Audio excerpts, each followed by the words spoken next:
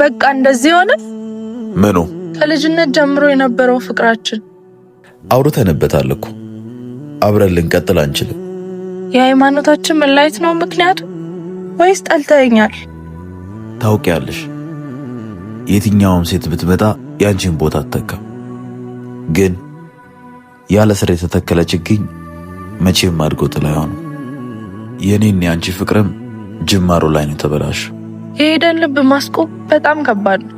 ፍቅር በግዴታ አይሆን። በቃ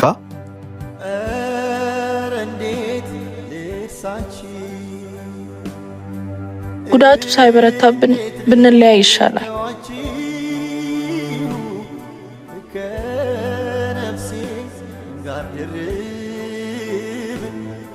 سويته سفتا